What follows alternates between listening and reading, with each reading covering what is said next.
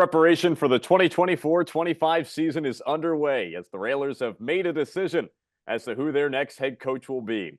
A familiar face to Railers fans, it is my pleasure to introduce Bob Deraney as the fourth head coach in Worcester Railers history. Bob, welcome back to Worcester. Well, thanks, Tim. I'm really excited about the opportunity. The future looks really bright, and I'm excited to go on this journey with our new general manager and associate head coach, Nick Tozzolino. You mentioned Nick there. We'll talk about him and get into what responsibilities you guys are each going to have. But first off, just talk about what this process has been like for you. You've been with the Railers in a volunteer consulting capacity the past number of years. You were at that initial press conference in 2016 when they first announced the team. Just talk about what this moment's like for you, coming full circle, now being head coach and steering the ship here. You know, it's really a dream come true, actually. You know, I'm 59 years old, but even 59-year-old people dream, and being there at that initial press conference. And it was really kind of weird, the fact that Worcester had a year off of having professional hockey in Worcester. And so to be at that press conference, welcoming, professional hockey back to Worcester, and being a part of that press conference, saw what it could be. And always hoping or dreaming to be a part of it at some point. And David kind of gave me the opportunity to help him out when he was named head coach, even fueled that fire even more. And then obviously the generosity of John LaValle Smotherman to hire me full-time last year was, the first step in this process. I've been a part of the organization in some capacity over the last 4 years.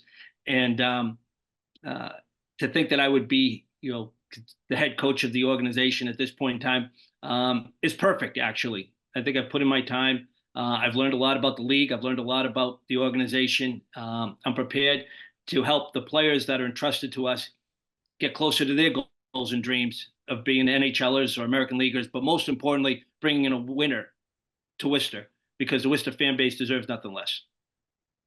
Bob, let's get to know a bit more about you. Prior to your time in a relationship here with the Railers, you were with Worcester State University for 2 seasons. Right before you were able to join the Railers, you were named MASCAC Coach of the Year prior to your time here with the Railers.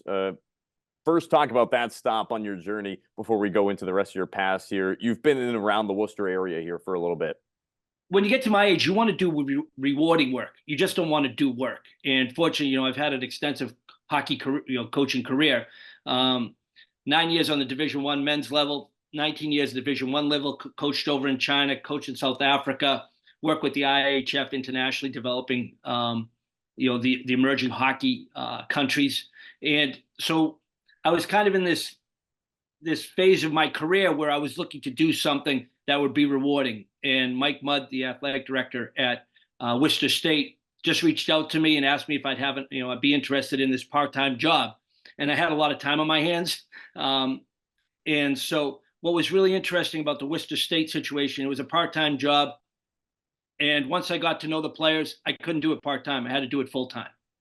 And out of all my coaching opportunities, and I've been very fortunate with some wonderful experiences, those 2 years at Worcester State may have been 2 of the most rewarding years I've ever had coaching. At the Division III level, you give them very little, but they're appreciative of so much, of everything you give them. And it's the same thing with why I'm so excited about this opportunity. The players in the Worcester organization are players that they dream about more. And they're entrusting their careers to us. And it's our responsibility to get them closer to their goals and dreams, just like at the Division III level. They have goals and dreams as well. So, we've talked about this, and this was really a big part of the hiring process and I know I've mentioned Nick, and Nick and I feel the exact same way, and Jordan did as well. It's a player's game. Our job is to make sure that every day we're putting our players in a situation to be successful and helping them to get better. And that's what I've done my entire coaching career. It kind of solidified at Worcester State, and I'm excited to bring that same type of philosophy to the Railers. Bob, let's talk about, I'd say, the biggest stop in your coaching career. You spent 19 seasons as a head coach of the Providence Friars women's hockey team, winning 3 Hockey East championships. Your longest stint as a head coach in your career with one organization. Talk about your time with the Friars and how you feel that's equipped you for this moment. Yeah, which was really, it says 3 hockey championships, but there really was a 4th title in there when hockey split from the ECAC. There was this league called the ECAC Eastern League, of which we won as well. And so the reason why I throw that in there is because it takes courage. It takes courage to do something that's different. And me switching, people say, how come you switched from men's to women's? Well, I had 2 daughters, and I couldn't think of a better environment for them to be brought up in than as a women's athletic environment. If I had a son, I would have stayed on the men's side. But the great thing about coaching at Providence College is I could experiment. I could experiment with the game of hockey. I could experiment with different types of philosophies and different types of systems and things of that nature, and really hone my hockey philosophy, which has kind of evolved over a long period of time. A lot of people don't have the opportunity because they're so consumed about winning that they really can't experiment. And so I kind of call Providence College was my laboratory, and the girls were really good. But at the end of the day, hockey's hockey. I think the biggest mistake people make is they try and differentiate between women's hockey and men's hockey. They're just hockey players who want to be better. And hockey's our subject. And so that experience really shaped the type of coach I am and the type of relatable coach I want to be. Like at the end of the day, just because you're called coach doesn't mean you deserve respect. You have to earn it every day by how hard you work and the way you conduct yourself. And if you do that, then you have right to demand the same of the players that are entrusted to you. And so that was really what that Providence College experience was about. Besides winning and having some tremendous athletes and All-Americans and Olympians and All-Stars. And, at the end of the day, it was such a great breeding ground to prepare me for my next level of hockey or my next endeavor in hockey. And I'm more prepared than I've ever been for this moment in time. Bob, let's talk about this team. Let's talk about some of the guys you were mentioning already, guys who are on this roster and want to be learning, and what you're looking for in this coming season's team. I think we want to combine the first year and the second year. And what I mean by that is I think we want to combine the start of 22-23 and really, believe it or not, the finish of 23-24. I know we didn't get, obviously there's a lot of unfinished business. And that's one of the reasons why we have a core group that we want to bring back, because we want them to have that angst and that determination and that feeling of unfinished business. Okay, I think that's really important.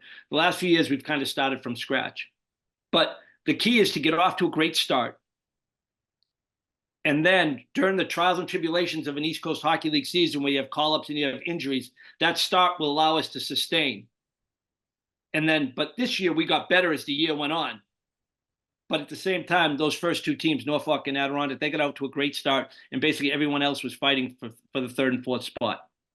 We're fighting for, and we want to have the playoffs clinched and be in that 1st or 2nd seed so it doesn't come down to the last weekend of the season.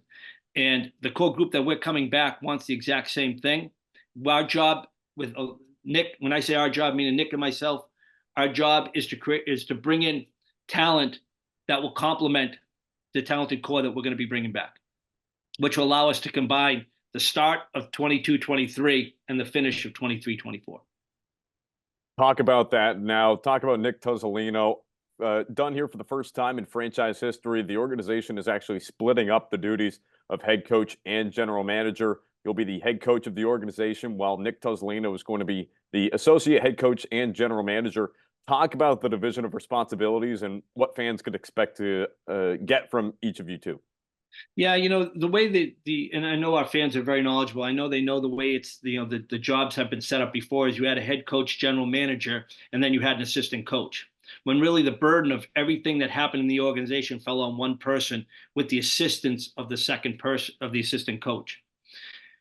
Mike has made a decision based on feedback he's gotten from previous coaches that why don't we have 2 people that basically can focus on one part of the job? Nick will be focusing on personnel and player movement and player personnel decisions. I'm going to be focusing on the day-to-day operations of the hockey team, making sure we're bringing out the very best of our team and the very best of our players every day from a hockey capacity. Nick will be collaborating on my hockey part, and I'll be collaborating with Nick on his personnel part. We think it's an opportunity for 2 people to master something instead of being a jack of all trades. I'm pretty excited about it as well. One of the things that I know you were a big advocate of last season, and just philosophy wise, you're a big advocate of, is this sort of collaboration philosophy. Talk about how you guys are still very much going to be working together on a lot of things. Obviously, Nick, he's still an associate head coach. There's still an expectation for him to have a heavy impact on the hockey side of things as well. Yeah, Nick is going to run our defenseman. He's got extensive experience at the defense position, playing it, coaching it. He's coached NHLers, so he'll be responsible for the defensive end in our defensive position. From a personnel standpoint, Nick is going to be creating our personnel. He will be sending me players to look at. We'll collaborate on them, but at the end of the day, I'll give him my opinion and he'll make his decisions on who will be a part of the organization. Conversely, when it comes to hockey stuff, I'll be collaborating with Nick, talking to him about things that I think we should do, a way we should do things, and he'll give me his feedback. But at the end of the day, I'll make the final decision on that as well. Again, collaboration isn't just between the coaching staff. I believe collaboration should go from coaches to players and players to coaches. I'd rather have 30 brains working instead of 2. And Nick feels the exact same way. And so that's what's so exciting about this. It's all of us going ahead together, not looking to other people for the answers. Bob, we'll maintain a dialogue across the entire summer here. We'll keep chatting as time moves along. But is there any final message here as you guys get ready to start putting together this roster for the 24-25 season that you want to convey to Railers fans as you guys get things going here? Yeah, there's unfinished business to be done. And as I said, the Worcester community and metro area deserves a winner. And we believe we've got the players that will be coming back that'll give us a great jumping off point. We're going to work extremely hard this summer to complement that talent that's coming back with talent that's going to take our team to another level. And it's going to be entertaining and it's going to be a great ride. And we look forward to all of Worcester coming along on the ride with us. Bob Deraney is the 4th ever head coach in Worcester Railers history. Bob, congratulations once again. Thanks for the time today. Thanks, Tim.